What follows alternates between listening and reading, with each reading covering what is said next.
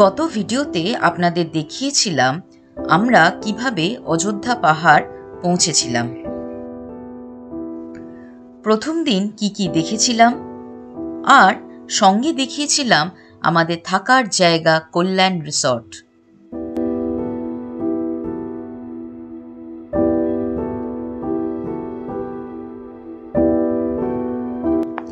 আজকের পর্বে আমরা দেখব ছৌ নাচ ও অযোধ্যা পাহাড়ের আশেপাশের দ্রষ্টব্য স্থান।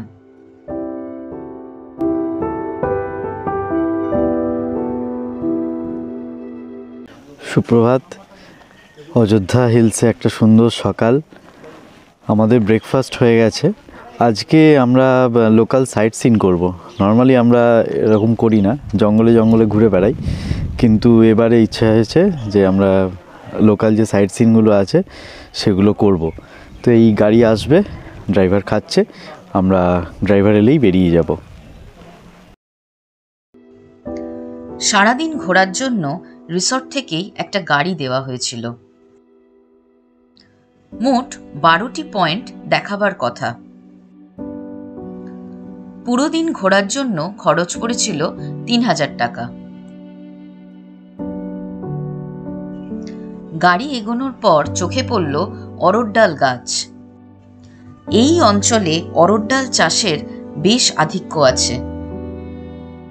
তারপর যেতে যেতে রাস্তার ধারে এক ধরনের পরজীবী উদ্ভিদ লক্ষ্য করলাম। গুগল ঘেটে জানতে পারলাম এগুলির নাম স্বর্ণলতা বা কমন ডডার। লক্ষ্য করে দেখুন উঁচু গাছগুলিকে কিভাবে দখল করে রেখেছে এরা। আমরা এখন এগোচ্ছি হচ্ছে মার্বেল লেকের পথে। এই গাড়ি এখানে পার্ক হয়েছে, গাড়ি পার্কিংয়ে 20 টাকা নিল। স্টলগুলো দেখুন, মার্বেল লেকে ঢোকার সামনে প্রচুর স্টল। তার ছাউনিগুলো দেখুন, পুরো পাতা দিয়ে ছাউনি করা, ছোট ছোট স্টল। লোকাল লোকেরা এখানে নানান রকম শসা, জুস, কোল্ড ড্রিঙ্কস, মুড়ি মাখানো সমস্ত বিক্রি করছে। এই হলো পুরুলিয়ার অন্যতম জনপ্রিয় দ্রষ্টব্য স্থান মার্বেল লেক। এটি পৃথিবীর 4র্থ সর্ববৃহৎ জলবিদ্যুৎ প্রকল্প। পুরুলিয়ার এই পাম্প স্টোরেজের কাজের জন্য বিস্ফোরণ করে পাথর ভাঙতে গিয়ে সেই পাথরের খাঁজে তৈরি হয়েছে এই লেকটি।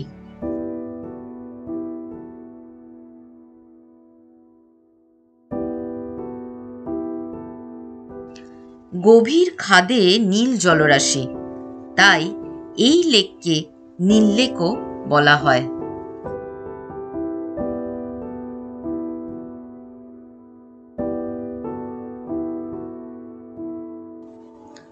বামনি ফলস যাওয়ার পথে চোখে পড়ল গাম অ্যাকাশিয়া গাছ।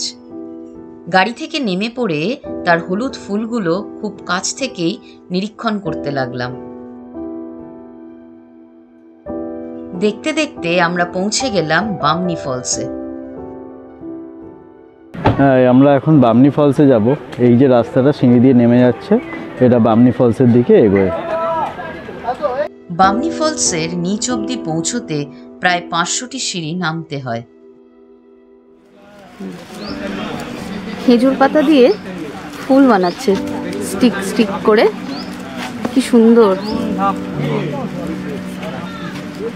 তো যেটা ধরে দেয় হাতে নে। এই হাতের কাজের জিনিসটি আমরা ওদের থেকে একটা কিনলাম। আমাদের পেছনে যে ফলসটা দেখা যাচ্ছে সেটা হলো বামনি ফলস। যদিও আমরা সদুয়েক সিঁড়ি নেমে এই দৃশ্য দেখেছিলাম।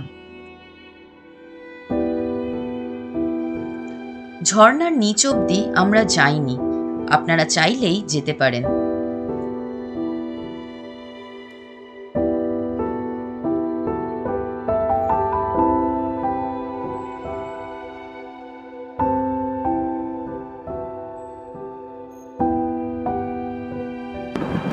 বামনি ফলস থেকে আমরা এখন তুর্গা ফলসের দিকে যাচ্ছি।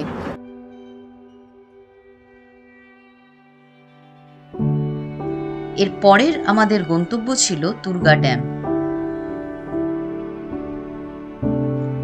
হলো দুর্গা ড্যাম। এই ড্যামের জল থেকেই অযোধ্যা ও পার্শ্ববর্তী এলাকায় জল সরবরাহ করা হয়।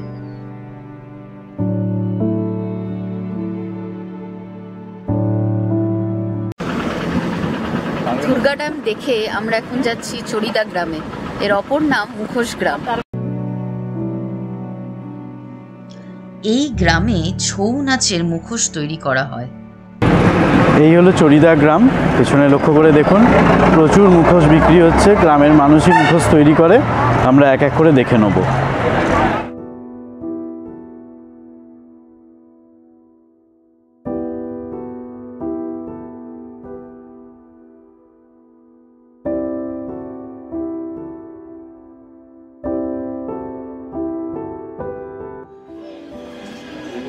আপনি তৈরি করেন নিজের হাতে? আচ্ছা, একটা মুখোশ করতে মোটামুটি কতদিন লাগে? এই ধরুন বড় এই দুর্গার মুখোশগুলো জলদি হয়, কিন্তু হাতের মেলা একটু দেরি লাগে।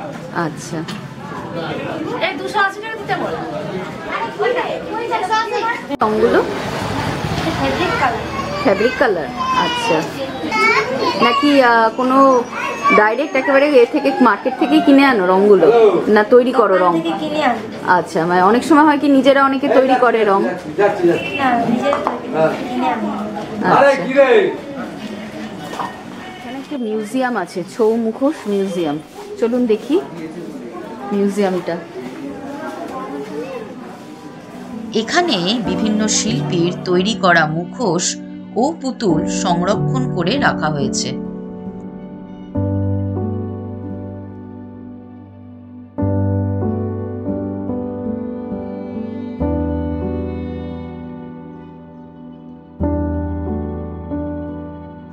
এখানে লেখা আছে চড়িদা গ্রামের ইতিহাস। চড়িদার মুখোশ শিল্পী সূত্রধর সম্প্রদায়ের মানুষেরা আগে থাকতেন বর্ধমানে।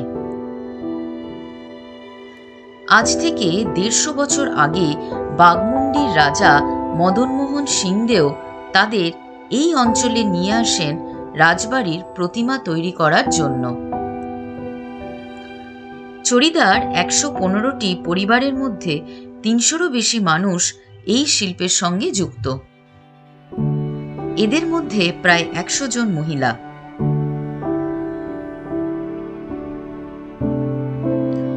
ছৌ নাচের চরিত্র অনুযায়ী নানা ধরনের মুখোশ হয়। এই মুখোশগুলোকে আমরা একে একে দেখে নিই। প্রথমেই আসি বাবু মুখোশে। কার্তিক, কৃষ্ণ, গণেশ, শিব, নারায়ণ প্রভৃতির চরিত্রে এগুলি ব্যবহার করা হয়। তারপরে আসি বীর মুখোশে। রাবণ, মহিষাসুর, তারকাসুর, শুম্ভ, নিশুম্ভ প্রভৃতি চরিত্রে ব্যবহার হয়। এরপর আসি নারী মুখোশে। দুর্গা, লক্ষ্মী, সরস্বতী, সীতা। এবার বিভিন্ন ধরনের পাখি চরিত্রের মুখোশ, যেমন ময়ূর, বক ও জটায়ু। নানান রূপের পশু মুখোশ, যেমন বাঘ, সিংহ, সুগ্রীব, বরাহ, মহিষ ইত্যাদি। সর্বশেষে নানান প্রকার ভূত মুখোশ, যেমন শ্মশান অনুচর, নন্দী, ভৃঙ্গি ইত্যাদি।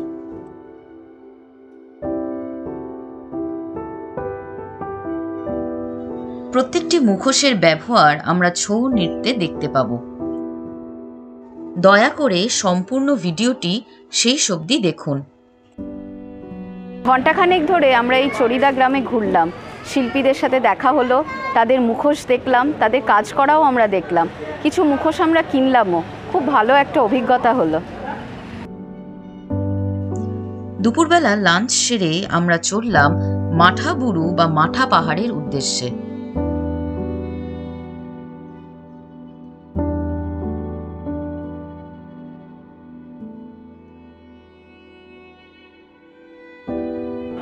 আমরা এসে পৌঁছলাম মাঠা পাহাড়। এখান থেকে মাঠা পাহাড়ে উঠতে হবে। গাড়ি এই অবধি আসে, এইখানে গাড়ি পার্ক করে ওই দিক দিয়ে মাঠা পাহাড় উঠতে হবে। আমরা এবার ওঠা স্টার্ট করব।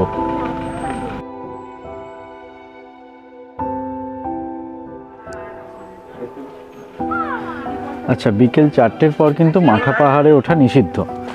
সো আপনারা যখন প্ল্যান করবেন 4টের আগেই কিন্তু মাঠা পাহাড় পৌঁছবেন। সুন্দর এই লাঠিটা কিনেছি। লাঠি না, পেন্সিল। পেন্সিল?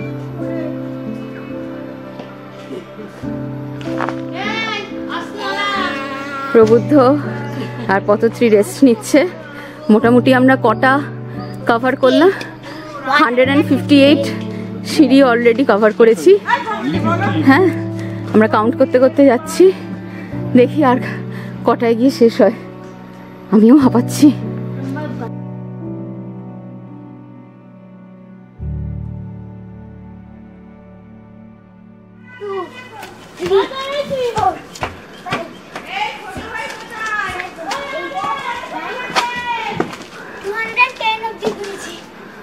টু 210?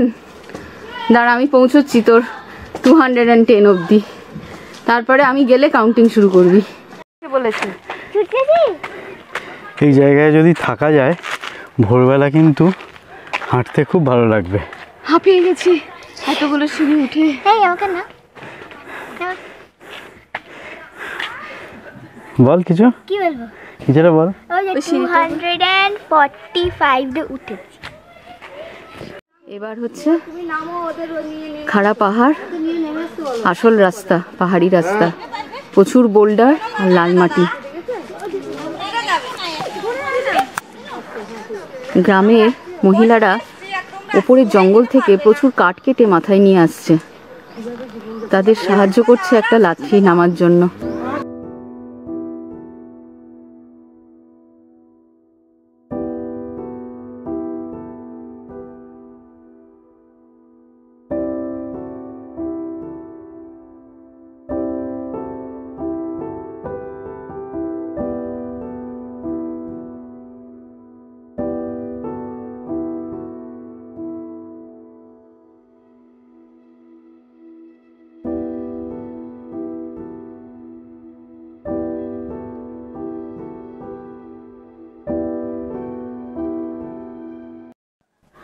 আমরা মাঠা পাহাড়ের অনেকটা উপরে উঠে চলে এসেছি, এরপর আর কেউ যাচ্ছে না, এদিকে সন্ধেও হয়ে আসছে।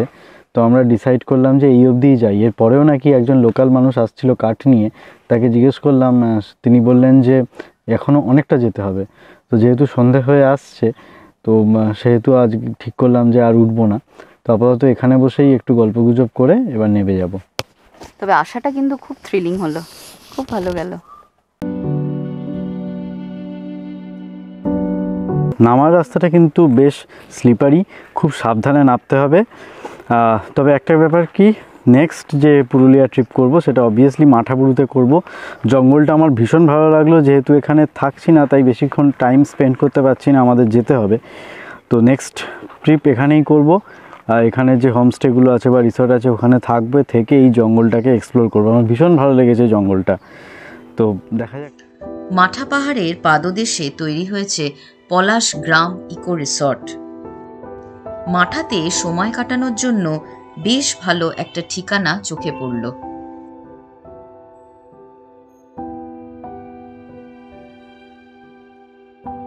আজকের আমাদের পরের ও শেষ গন্তব্য পাখি পাহাড়।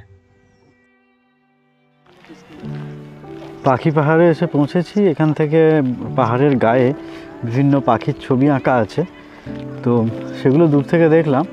তো কাছে যাচ্ছি। পাখি পাহাড়ের নিজস্ব এক গল্প আছে। কলকাতার আর্ট কলেজের শিল্পী চিত্ত দে মুরাবুরু পাহাড়ে 1997 সালে এখানকার স্থানীয় মানুষদের নিয়ে পাহাড়ের গায়ে প্রায় 65টি পাখির ভাস্কর্য খোদাই করেন। কালের নিয়মে রং উঠে গেলেও পাখির অবয়বগুলি দেখা যায়। যদিও পাখি পাহাড়ের মূল ভাস্কর্য ভালোভাবে প্রত্যক্ষ করা না গেলেও তার পাদদেশে ছড়িয়ে ছিটিয়ে থাকা বড় বড় পাথরের গায়ে পাখি, উদ্ভিদ ও বিভিন্ন জীবজন্তুর ভাস্কর্য খোদাই করা হয়েছে। পেছনের এই যে পাহাড়টা দেখতে পাচ্ছেন, এখানে কিন্তু বেশ অনেকগুলো পাখি রিলিফ খোদাই করা আছে। তো এক এক করে আমরা দেখাবো আপনাদের। যে সামনে যেটা দেখতে পাচ্ছেন সেটা ময়ূর। ময়ূর ছাড়াও পেঁচা আছে, কাঠঠোকরা আছে, আমরা এক এক করে দেখাচ্ছি আপনাদের। বিভিন্ন প্রকারের পাখি, যেগুলো বুঝতে পারছি তার মধ্যে কাঠঠোকরা, ঘুঘু, মাছরাঙা, একটা পেঁচাও দেখা যাচ্ছে। আর সবচেয়ে বড় বোধহয় একটা 3 ডাইমেনশনাল এফেক্ট এনে দিচ্ছে, সেটা হচ্ছে এই ময়ূরটা। পুরো পাথর থেকে যেন বেরিয়ে আসছে তার বডিটা।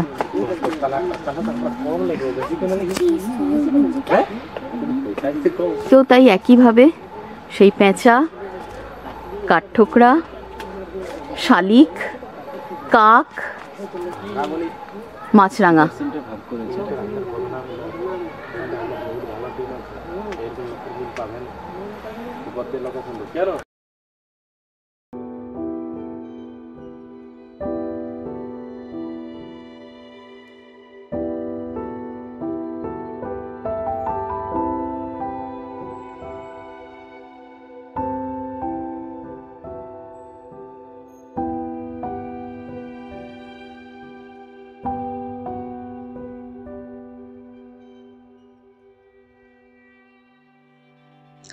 পাহাড়ের গায়ে প্যাঙ্গোলিন ও বেশ কিছু কচ্ছপ খোদাই করা আছে। এই কাজটি অসম্পূর্ণই থেকে গেছে। স্থানীয় মানুষেরা মাত্র 100 টাকার বিনিময়ে এই কারুকার্যগুলো দেখিয়ে দেবে।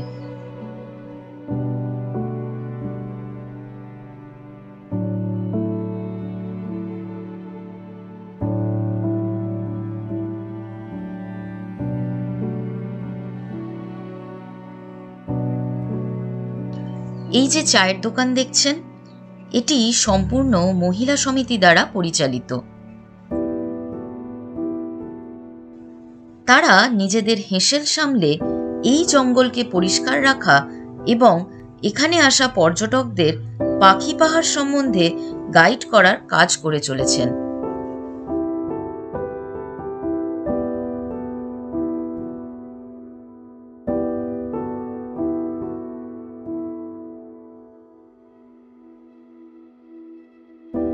আর যে সকল দ্রষ্টব্য আপনারা দেখতে পারেন তা হলো খয়রাবেড়া ড্যাম, তুরগা ঝর্ণা, ময়ূর পাহাড়, আপার ড্যাম ও লোয়ার ড্যাম। সেই দিন রাতে রিসর্টের মাঠে ছৌ নৃত্যের আয়োজন করা হয়েছিল। তিনি হলেন শিবসুর সম্রাট মহিষাসুর। আরে মহিষাসুর চলেছেন যেখানে জনমানবহীন শূন্য গভীর অরণ্যে তপস্যা করার জন্য। আরে মহিষাসুরের ভূমিকায় আপনাদের মহান রঙ্গমঞ্চে তিনি ছৌ নৃত্য পরিবেশন করে দেখাবেন। তিনি হলেন জেলার সুনামধন্য ছৌ নৃত্যশিল্পী ওস্তাদ ভিখাম্বর মাহাতো।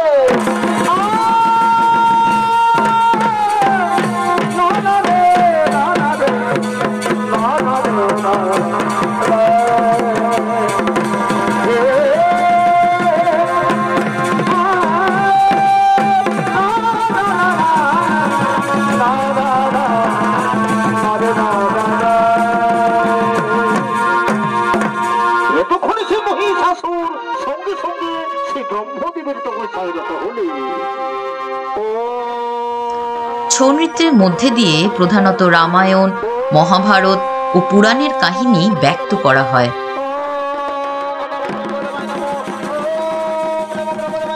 আমরা দেখেছিলাম মহিষাসুর মর্দিনী পালা।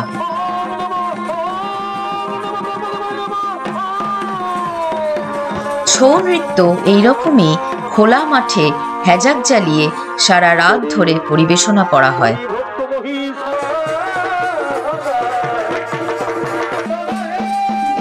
মূলত এটি চৈত্র মাসের গাজন উৎসবের পালা।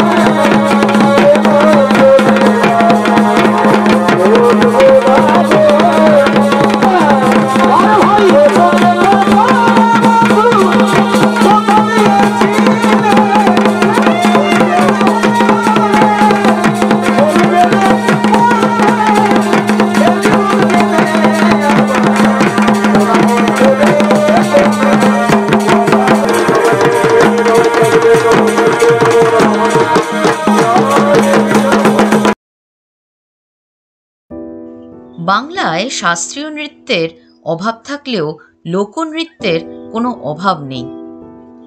ছৌ তাদেরই মধ্যে এক অন্যতম জনপ্রিয় লোকনৃত্য। পুরুলিয়ার মাটিতে এসে স্থানীয় সংস্কৃতিকে উপলব্ধি করতে পেরে আমরা অভিভূত।